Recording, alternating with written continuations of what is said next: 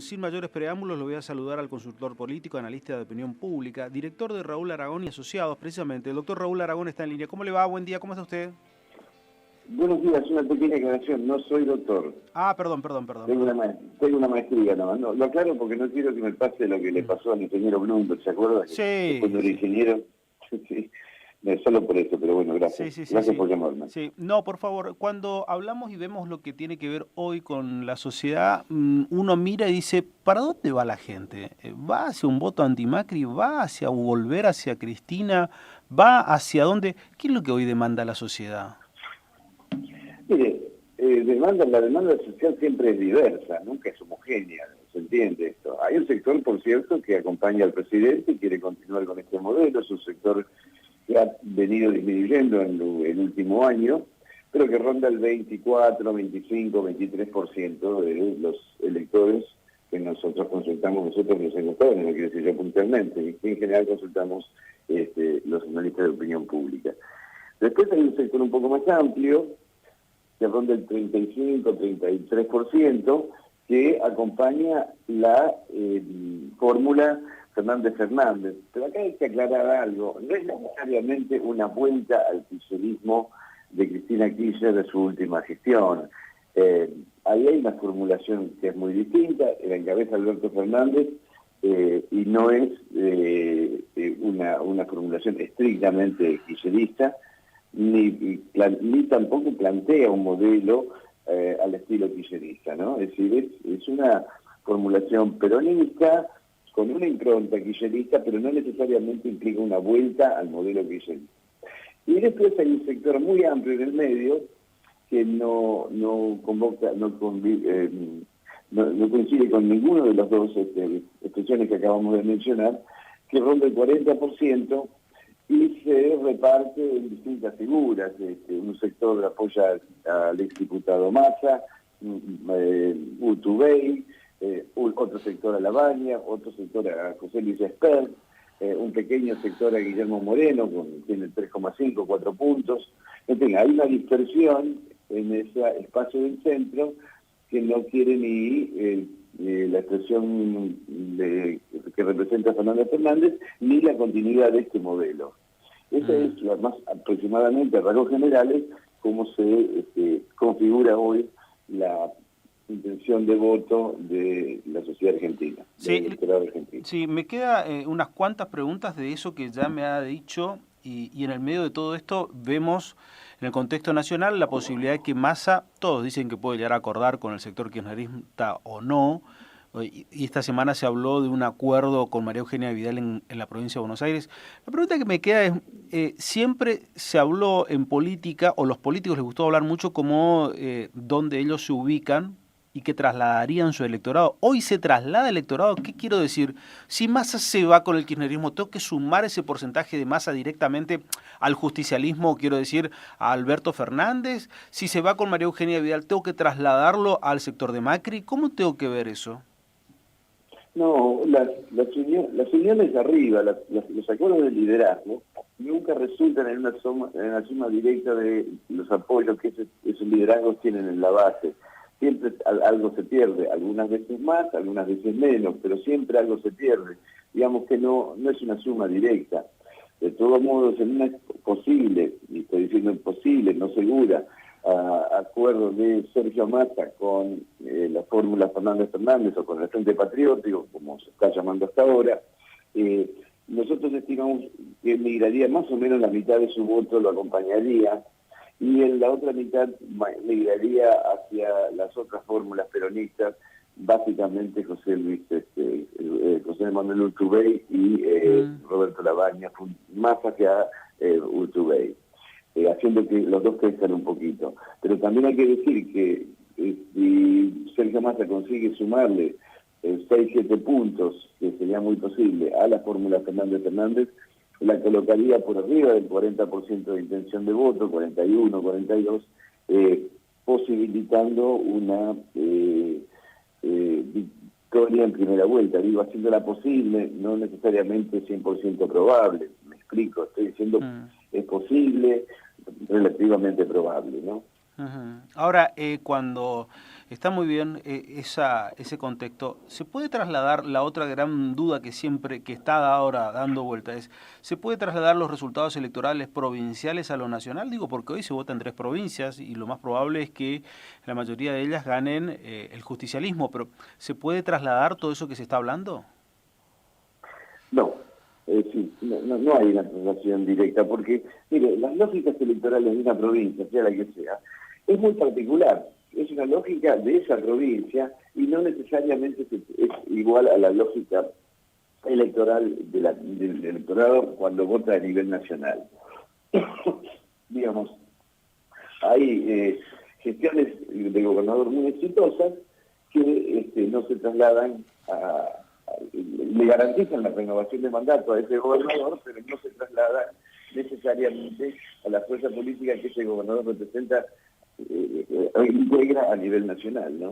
Ujú. No, la nacional siempre, para decirlo de una manera muy común, hay que barajar y dar de nuevo. Mm. El efecto que sí tiene a nivel nacional es que la fuerza que viene ganando, en este caso el peronismo, que haya ganado, si no me equivoco, 12 provincias, y hoy va a ganar en 3 más, Ujú. o sea, en 15 provincias, de 17 elecciones en total, alienta a la dirigencia de esa fuerza y alienta a la militancia de esa fuerza. Y eso tiene importancia en una elección nacional, en el trabajo de una elección nacional. Y tiene el efecto contrario en la fuerza que viene sistemáticamente perdiendo en casi todas las provincias, nosotros lo cambiemos, donde estas constantes derrotas tienden a generar preocupación en la dirigencia, desaliento en las bases, y eso también puede tener un efecto a la hora de militar en el camino a la elección nacional. Pero no tiene una traslación directa de votos. Mm. 3 preguntas finales. La primera, ¿los indecisos son los que hacen el quiebre en esta elección? Sí o sí, veremos en ellos el fiel de la balanza, quien diga para un lado o para el otro. Siempre es así, pero a medida que nos vamos acercando a la fecha de la elección, los indecisos disminuyen. Hoy la elección nacional no está definida, en parte porque no hay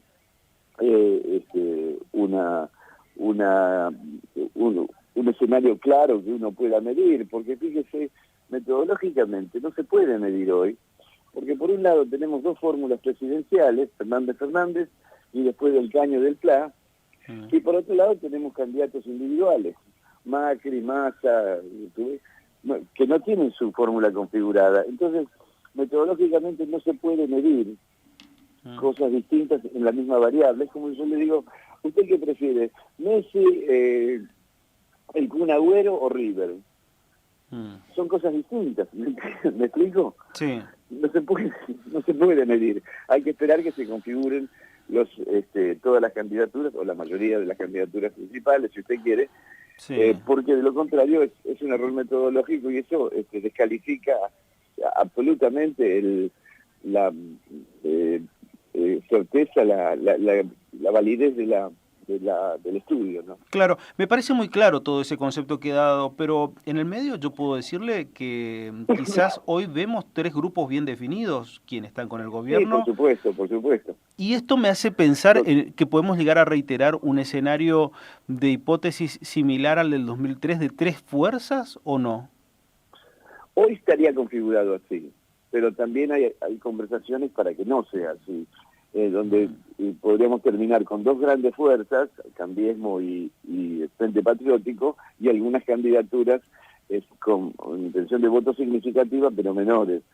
Pero lo que estoy diciendo es que no se puede medir, no porque no se visualicen 3 grandes fuerzas o 2 grandes fuerzas y otros 3 pequeños espacios menores. No se puede medir con exactitud. Y usted sabe, en esto los analistas de opinión pública somos medio obsesivos. ¿Sí? Queremos acertar el número final, entonces hoy por hoy no se puede decir nada con demasiada certeza. Es decir, los números que miramos hoy o que mencionemos hoy no describen el resultado electoral, ¿no? Ujú. Y por último, como le decía bien, las últimas tres preguntas. Hoy, en la agenda de la sociedad, ¿qué es lo que está? ¿Qué es lo primordial? ¿Por dónde pasa la agenda de la sociedad? No digo la dirigencia política de la sociedad, cuando ustedes van y le consultan a la gente algunas de las cuestiones, ¿qué es lo que primero que le aparece? Bueno, uno pregunta, son tres preguntas las que uno hace. ¿Cuál es el principal problema del país? ¿Cuál es el principal problema de su provincia? ¿Y cuál es el principal problema de su ciudad? Y ahí hay diversidad, ¿se entiende? Difieren mucho un estamento del otro. A nivel país, la principal preocupación es la economía. La economía, la inflación, la pérdida de trabajo, etcétera, ¿no? Ujú. A nivel provincial, varía según la provincia. Si usted pregunta en Santa Fe cuál es el principal, en la provincia de Santa Fe, cuál es el principal problema, aparece la inseguridad, no la economía. En segundo lugar aparece la economía. ¿Sí?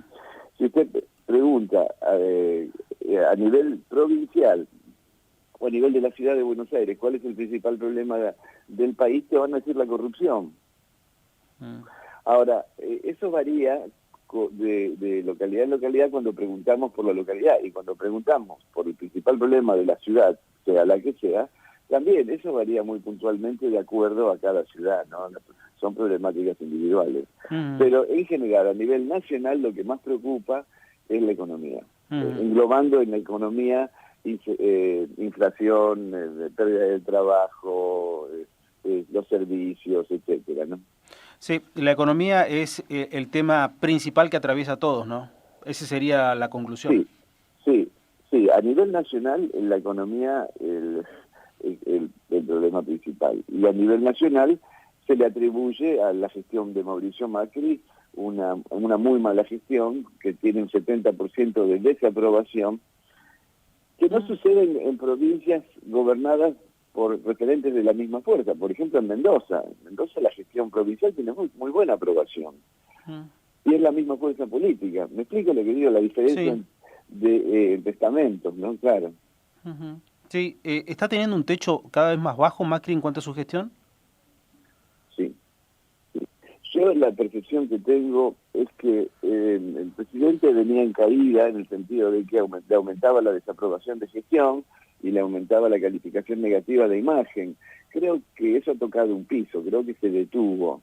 No sé si es recuperable, ya eso sería mucha especulación, pero como la descalificación de la gestión está altamente asociada a la situación Mm. económica de la población en general, uno podría inferir que la única manera que tiene o tendría este gobierno de mejorar su calificación y por ende su acompañamiento en las elecciones es si consiguiese mejorar la economía de bolsillo del público en general, no la macroeconomía, porque cuando a usted le dicen tenemos déficit primario cero, pero el pan cuesta 100 pesos el kilo, aumentó a 100 pesos el kilo la semana pasada o la otra, Ah.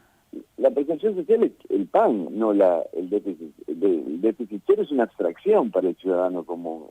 El precio del pan es algo concreto.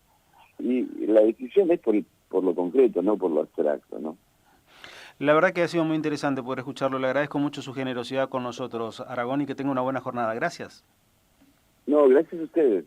Muchas gracias. Y por Buenos días. favor, Raúl Aragón, un analista a nivel nacional muy importante que además deja su impronta respecto de lo que hoy observa en el trabajo de campo y además lo que se viene en perspectiva hacia lo que se va a dar o lo que se puede llegar a dar en las próximas elecciones.